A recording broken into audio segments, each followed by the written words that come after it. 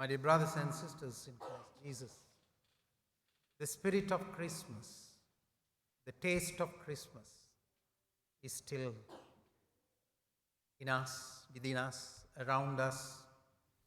And it is a beautiful moment, a day once again we gather to celebrate the feast of Holy Family of Nazareth.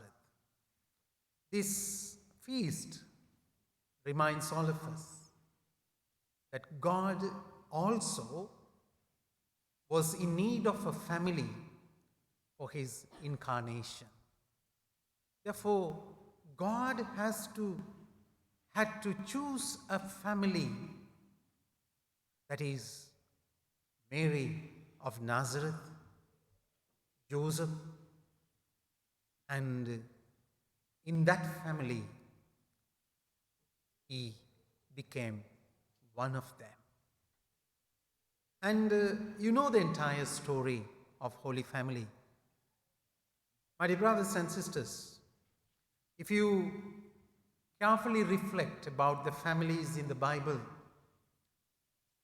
beginning with Adam and Eve, and even later in the New Testament we find many families. There were ups and downs, there were problems. Look at Adam and Eve, the first family. They disobeyed God. They had to face the consequences.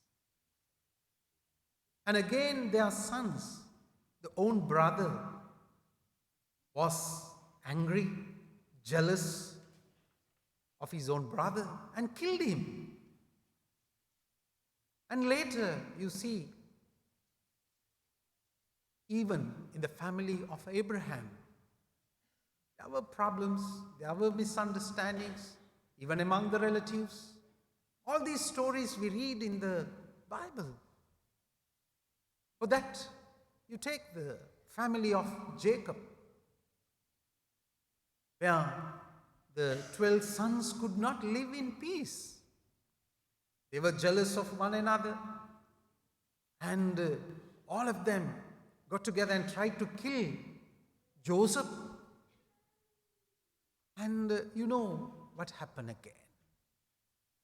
Therefore, family is not only happy experience, it's also mixed with negative feelings, all kinds of other things. That's why when a couple comes to marry, looking at one another, the spouse would say, in good times and in bad times, not only in good times, even in bad times, the family has to exist. Therefore, you and I come from a family. We all have our families. None of us have fallen from up. Therefore, this family experience cannot be an artificial experience. We need to experience the love from one another. We need to experience the unity, everything from the family. Unless I experience these things from the family, where else can I learn all these things? Therefore, family becomes the first agent of socialization, and family becomes the first church for me to experience God's love. That's why the church identifies the family as the domestic church. The joy of the family is the joy of the church. Therefore, our families will have to imitate this holy family of Nazareth. Both Mary and Joseph, they humbled themselves before God and they obeyed God and they came forward to fulfill the will of God. They know Jesus is not their biological son, but given by God. They had to accept it. And they had to bow down and humble themselves And till the end, they had to be faithful to that yes that they said before God. And in the first reading today, look at that mother who was humiliated because she did not have a child, and continually visited the temple of God and started praying. And finally, she made a vow to God saying, God, if you give me a son, I will give it to him. I will give it to you. He will be your child, your servant. Continually started praying. And when she got a child, we read that she fulfilled that wish, the promise that she made before God. And she wanted to see her own son becoming a pleasant and also in the presence of God an important child.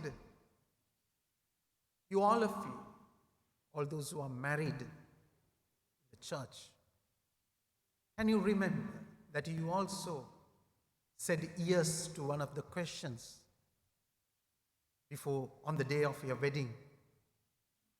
That priest asked the third question. Always I used to ask whenever I meet the couples and bless them and all. Do you remember the three questions that the priest asked?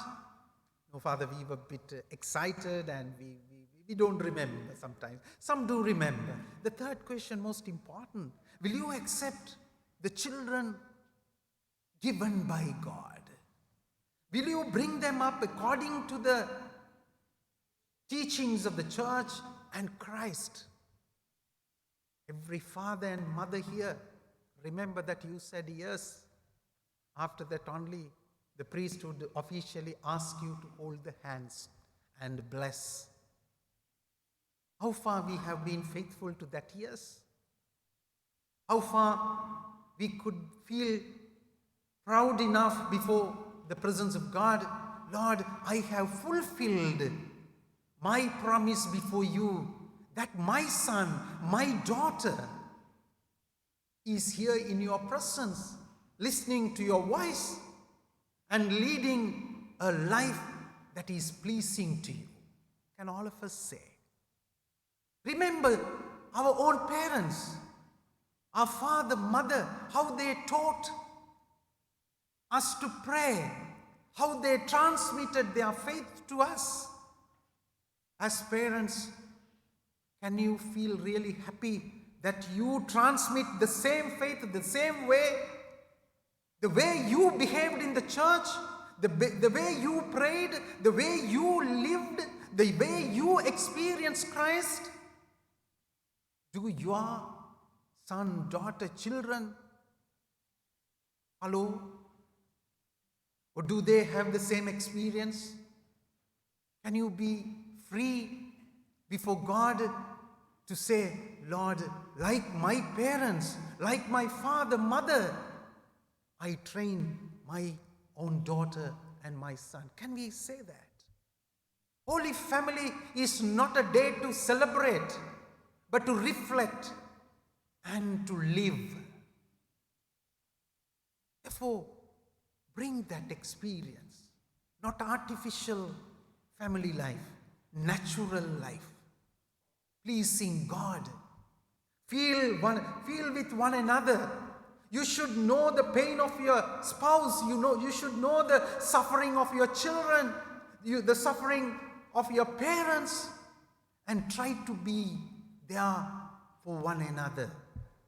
If you don't really show that concern to your family member, if you don't really share that love with your family member, something is missing there. Today, when we listen to some of the problems in the families, the main thing that we identify is that there is no time for our family members. We have enough time for our work, our jobs, our professions. We have enough for social service. We have enough time for even church work. Any responsibility, anything, we have time. We have time for our friends. We have time for everything. Sometimes we don't have time for my wife, for my husband, for my own children, to sit with them and listen to them. But we are busy with many other things. How many of us really sit with one another and pray? Are we living a life that is designed by God, or a life of busy life that we find everywhere? Therefore, let us come before God, my dear brothers and sisters. That beautiful family, after saying yes to God, look at that simple and humble event that took place in Bethlehem. Today, the crib and all has become an ornament. All of us would like to make a crib and bring that scenery and have some statues and little animals and all to beautify Christmas. But for Mother Mary and Joseph and Jesus, that was an experience, that was an event. They had to face that. They had to humble themselves to give birth to Jesus in that kind of cattle farm. In a manger, Jesus was laid. And there were cows, there were cattle. It was smelling. Today it is an ornament. That day it was an experience. But they humbled themselves before God. Today we celebrate that event. But it was not a celebration for them. Today we have a family. We have most of the things, we have what we want. But they did not have that. Even Mother Mary did not have a bed to lay the child, but on a manger like this. But they were happy because they were fulfilling the will of God. They were in the presence of God. They always listened to the voice of God. So we need families to listen to the voice of God. We need families that sits together with one another, praying with one another, feeling with one another, understanding one another, forgiving one another, encouraging one another, appreciating one another. Learn to appreciate your father, the hard work that he does to feed the family. Appreciate your mother who does all the work at home. Appreciate your brother, your sister. Appreciate your husband, appreciate your wife, and love your family. Love your family because God dwells in your family.